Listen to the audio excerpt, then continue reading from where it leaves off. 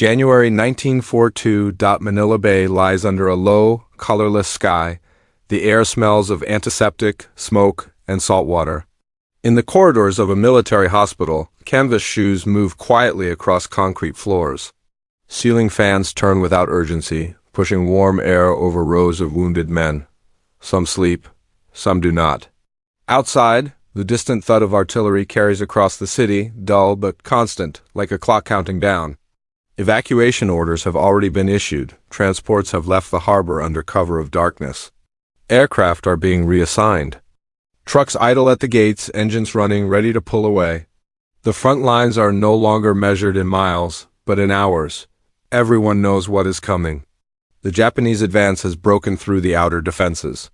The last organized resistance is folding inward. Inside the wards, American nurses move from bed to bed, checking bandages, taking pulses, adjusting morphine doses. Their uniforms are already stained from weeks of continuous work. They have been told they can leave. Some have already gone. Others remain. They know what staying means. There will be no rescue once the city falls. No protection under arms. Only a red cross on white cloth, and the hope that it will be enough. As the sound of gunfire draws closer, their decision settles into silence, one that will soon echo far beyond this hospital, reaching even the commanders of the army now closing in. By the opening weeks of 1942, the balance of power in the Pacific had shifted with stunning speed. On December 7, 1941, the Japanese attack on Pearl Harbor shattered the assumption that the United States could prepare for war at a measured pace. Within hours, Japanese forces struck not only Hawaii, but American, British, and Dutch possessions across Southeast Asia. Airfields, ports, and communication hubs fell in rapid succession. The campaign was coordinated, methodical, and relentless. For the Japanese Imperial General Headquarters, the objective was clear: secure a defensive perimeter rich in oil, rubber, and strategic depth before the industrial power of the United States could be fully mobilized. Speed was essential. So was psychological dominance. The early victories were meant to convince Allied commanders and civilian populations that resistance was futile. Nowhere was this more evident than in the Philippines. The islands had long been central to American strategy in the Pacific. Manila Bay was one of the finest natural harbors in the world, and the U.S. Army forces in the Far East, commanded by General Douglas MacArthur, had been tasked with holding the archipelago long enough for reinforcements to arrive. That reinforcement never came. Japanese landings began on December 22, 1941. Along the northern coast of Luzon, within days, Japanese air superiority was complete. American aircraft were destroyed on the ground or driven south. Supply depots were bombed. Communications were severed. The defensive plan quickly collapsed into a fighting retreat. MacArthur ordered his forces to fall back to the Bataan Peninsula, invoking War Plan Orange, a long-standing contingency that assumed temporary isolation until relief could arrive. But the assumptions behind the plan were already obsolete. The enemy advanced faster than anticipated, and the supplies stockpiled on Bataan were insufficient for the numbers now retreating there alongside combat units. Medical services were pulled into the retreat. The U.S. Army Nurse Corps and Navy Nurse Corps had been stationed throughout the Philippines before the war.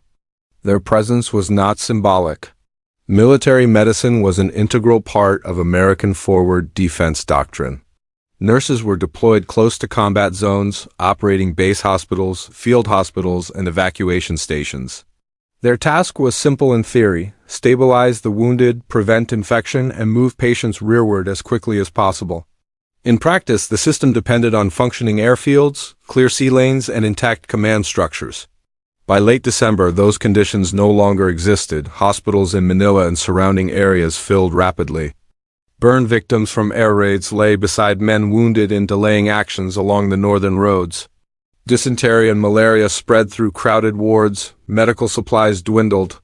Blood plasma was rationed. Sulfa drugs were used sparingly. Nurses worked in rotating shifts that often blurred into a single continuous stretch of exhaustion. Yet evacuation remained the assumption. Under international law, medical personnel were considered non-combatants.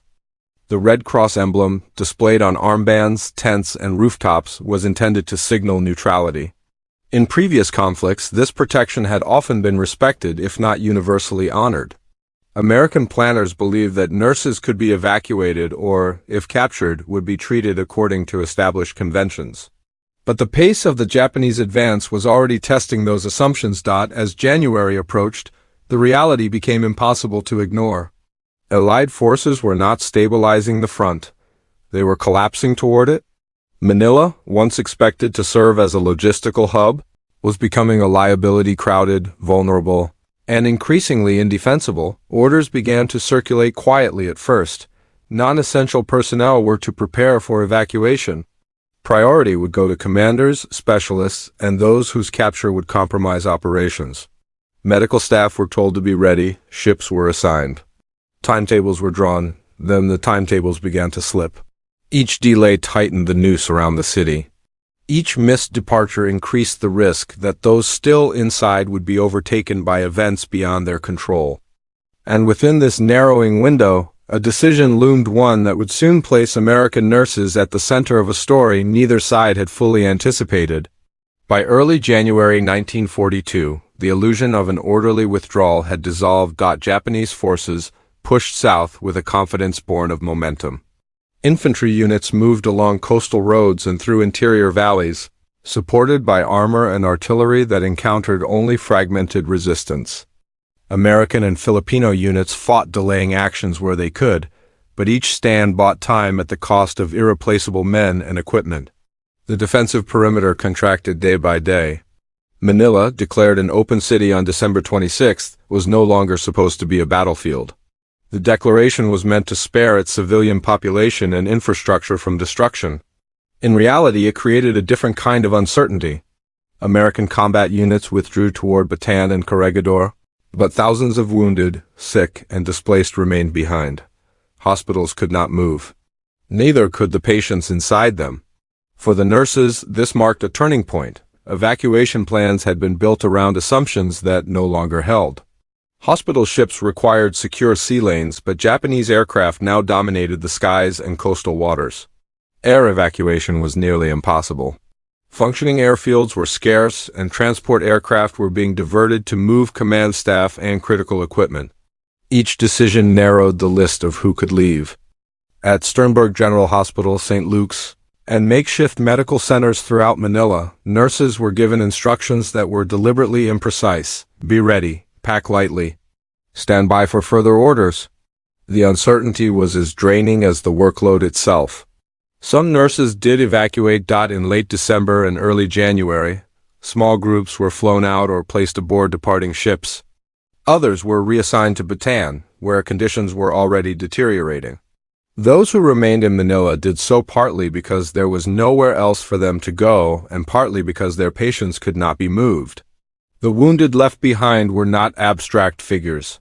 They were men with shattered limbs, spinal injuries, burns, and infections that would not survive transport. Many were Filipino soldiers and civilians alongside American troops. Abandoning them was not a clinical calculation. It was a moral one.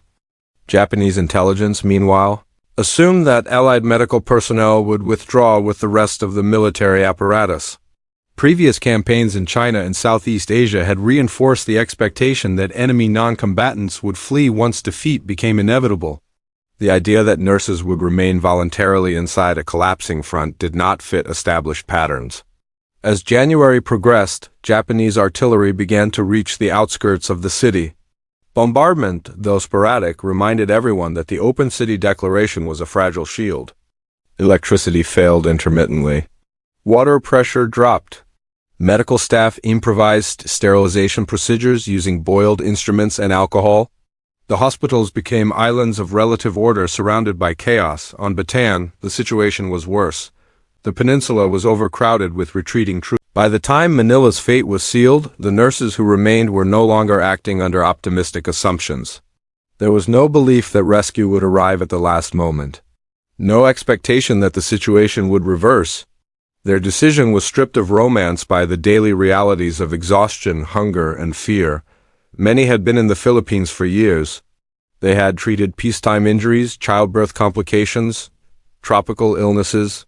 They knew the hospitals, the patients, the rhythms of the city. When evacuation became selective, familiarity turned into responsibility. These were not anonymous wounded. They were men whose progress the nurses had tracked day by day, whose pain they had learned to read without charts. Staying was not framed as heroism. It was framed as continuity, finishing the work already begun. Medical doctrine emphasized evacuation as the cornerstone of survival. Remove the wounded from the front. Treat them in depth. Preserve fighting strength. But in Manila, the doctrine fractured under pressure. Supplies dwindled faster than new casualties arrived. Sterilization became a daily improvisation. Dressings were washed and reused. Morphine was counted vial by vial. Nurses adjusted treatment plans not for ideal recovery, but for endurance. They managed pain to conserve resources. They treated infections knowing antibiotics would soon run out. Every decision carried the weight of scarcity. Unlike soldiers, nurses were not preparing for a final stand. They were preparing for surrender without weapons. This created a distinct psychological strain. There were no drills for this scenario, no manuals outlining what came next.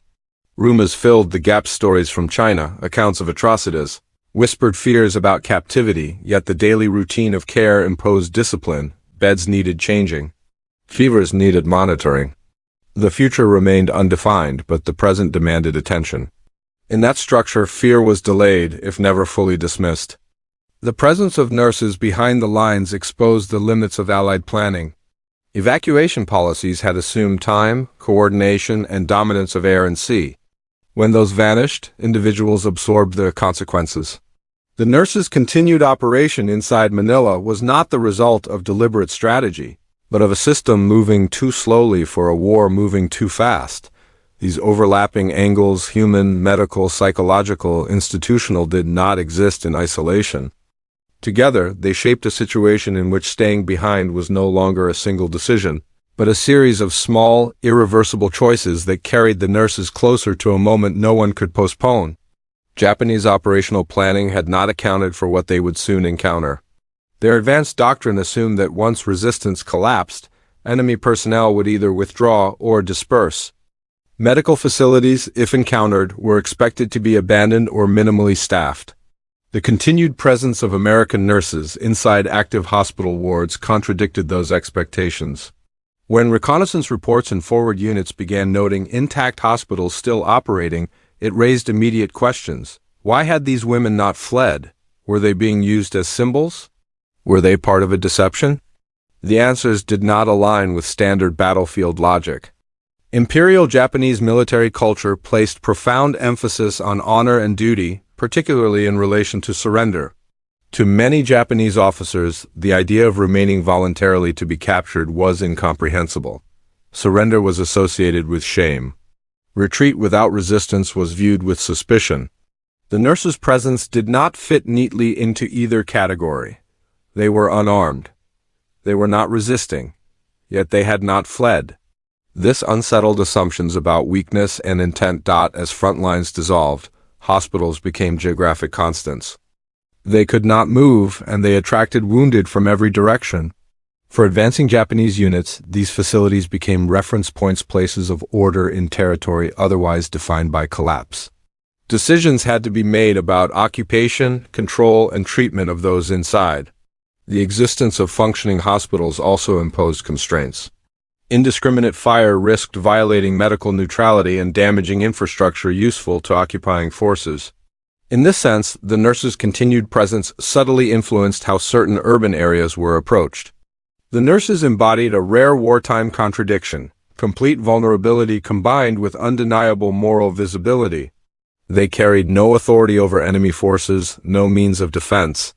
Yet their actions were visible, legible, and difficult to dismiss. They were caring for wounded who could not fight back. They were not attempting escape or sabotage.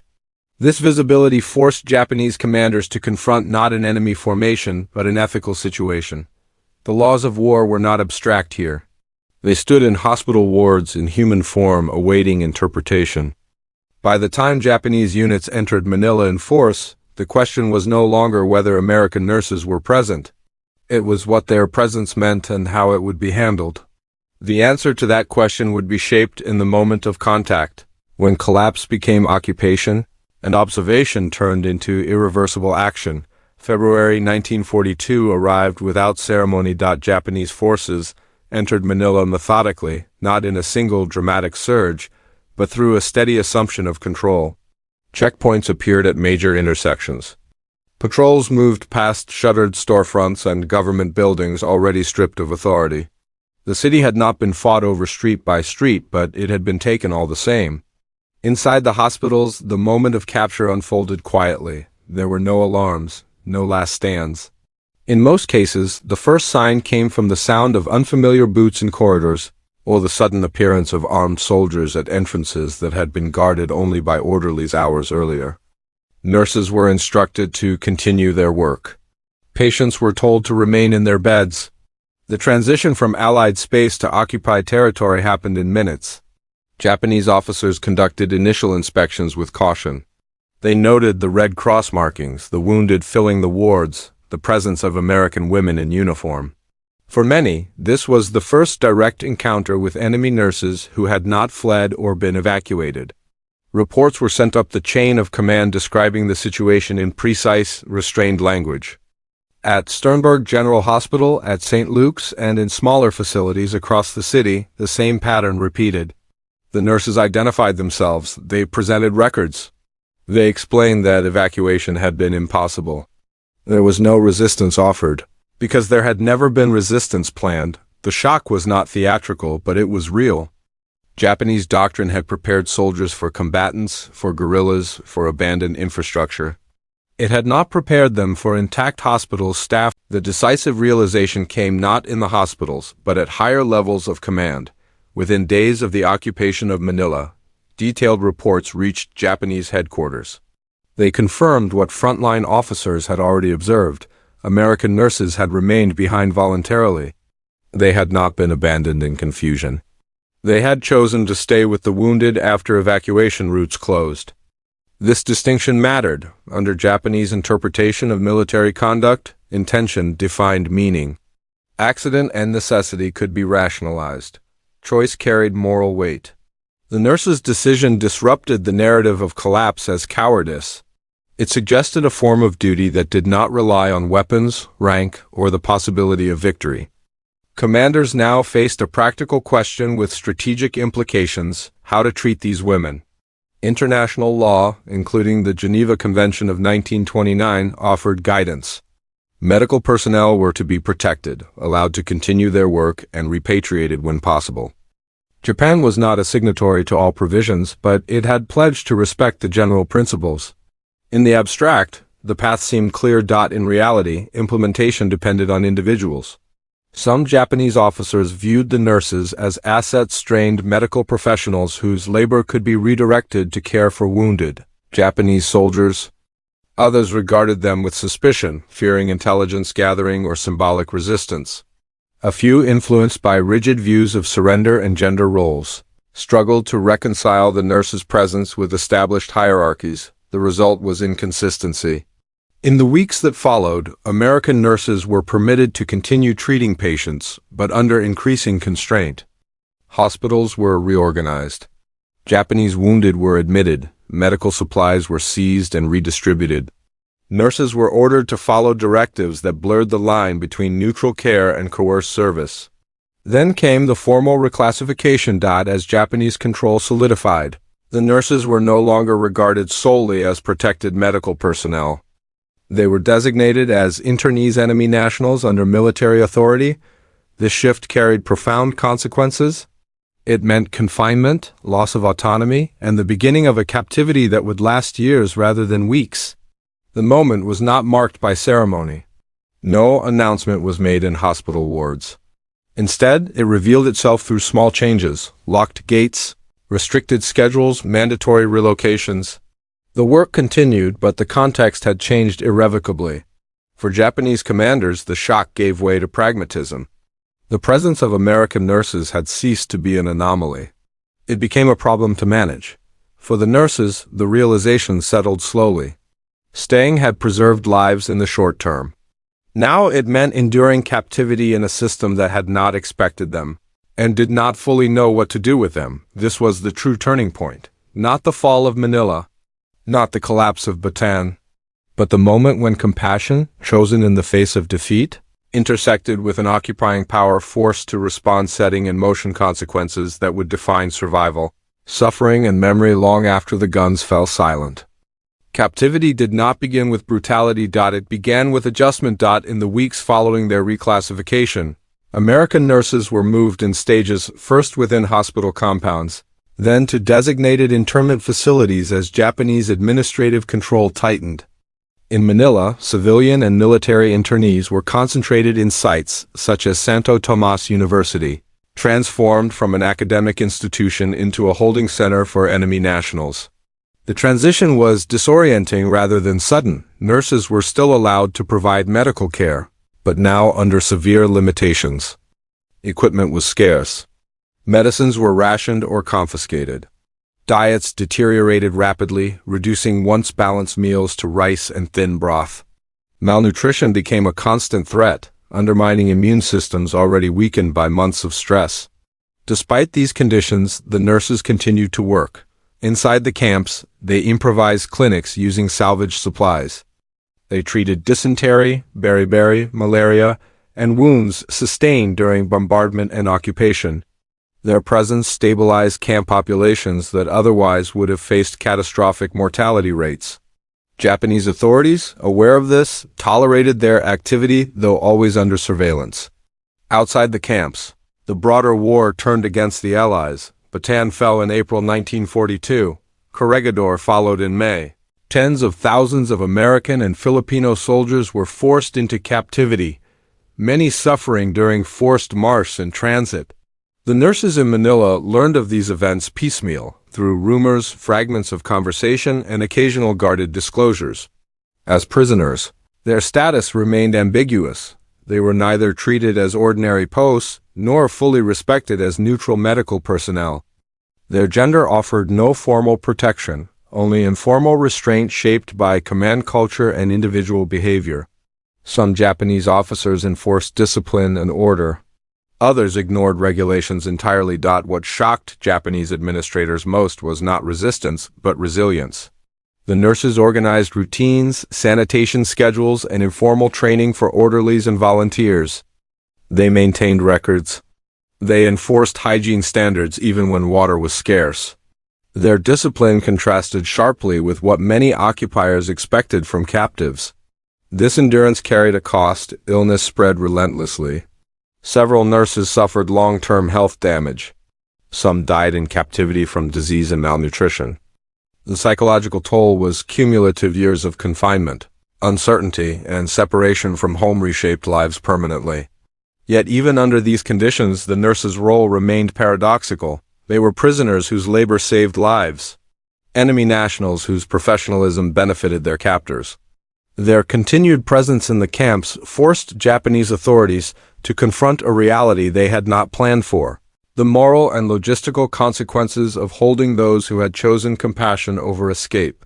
That confrontation would evolve over time, as the war's momentum shifted and the long shadow of occupation stretched on.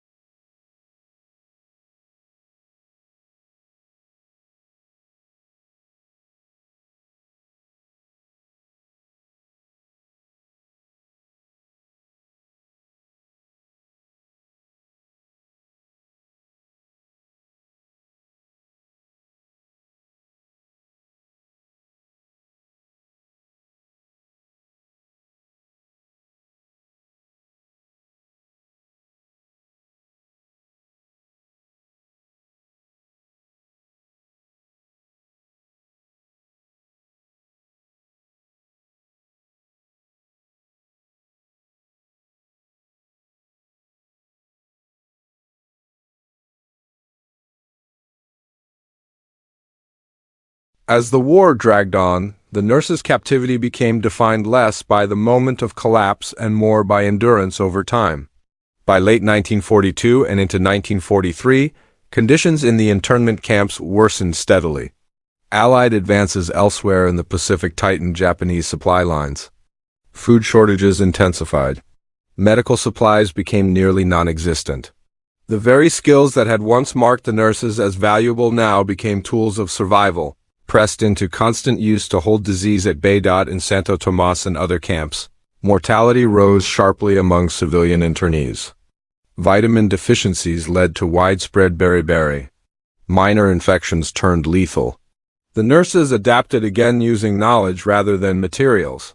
They diagnosed by observation, treated by routine, and prevented illness through discipline rather than drugs. Japanese camp administrators took notice. Reports acknowledged that without the nurses' work, death rates would have been far higher. This recognition did not translate into improved conditions, but it did offer a measure of restraint. The nurses were generally allowed to remain together. They were permitted to organize infirmaries. In rare cases, small concessions were granted: extra food for patients, limited access to medical texts, or permission to tend to the critically ill beyond strict quotas. The shock that had accompanied their initial capture faded into a quiet, enduring respect and even fragile, but real. By 1944, the strategic situation reversed dramatically. American forces closed in on the Philippines. Air raids resumed over Manila. Artillery fire returned, now from the opposite direction. The camps, once distant from the front, found themselves again near combat zones. The nurses faced danger from both sides. Bombardments threatened flimsy camp structures. Japanese guards, under increasing pressure, grew more volatile. Evacuation plans existed only on paper. Yet the nurses continued their work, treating injuries from air raids and maintaining order as chaos threatened to return. Liberation came in early 1945. When American forces entered Manila, they found survivors weakened but organized. Nurses emerged from captivity physically diminished, many underweight and ill, but mentally intact.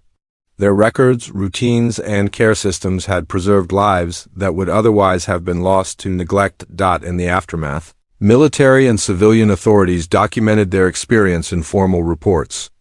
Their accounts influenced changes in medical evacuation doctrine, internment policy, and the recognition of medical personnel as central, not peripheral, to warfare. For Japan, the episode left a quieter imprint. The nurses had not altered strategic outcomes. They had not stopped the advance or reversed defeat. But they had complicated the moral landscape of occupation. They were an unexpected constant in a war defined by collapse and conquest. And long after the camps were emptied and the hospitals rebuilt, their presence lingered in memory and testimony, and in the evolving understanding of what duty could look like when all other structures fell away. In the end, their courage was quiet, almost imperceptible. No guns were fired. No walls were stormed. Yet the decision to stay behind against orders, against logic, against personal safety resonated far beyond the hospital wards of Manila. The American nurses of 1942 embodied a paradox of war, power and vulnerability, influence without authority, and agency exercised through care rather than combat. Their presence challenged the assumptions of both sides. For the Allies, it revealed the limits of planning, the fragility of retreat, and the moral weight carried by individuals in the machinery of war. For the Japanese, it presented a scenario without precedent: enemy personnel who were unarmed, yet unyielding in duty. History often measures valor in bullets and blood, in maneuvers and victories. But here, courage was measured in persistence, in the insistence that duty to others could outweigh instinct for self-preservation, in the quiet, relentless act of tending the wounded when the world around them collapsed. Their experience reshaped doctrine, influenced post-war policies on the treatment of medical personnel, and left an enduring reminder: war is not only fought with weapons, but also with choices. And sometimes, the most profound acts of resistance occur in the spaces between chaos and order, where humanity refuses to surrender even when the front has fallen. In the end, these nurses became more than caretakers. They became a testament to what steadfastness, compassion, and moral clarity can achieve, even in the darkest hours of human conflict. Their story endures, a quiet defiance that echoes long after the guns have fallen silent.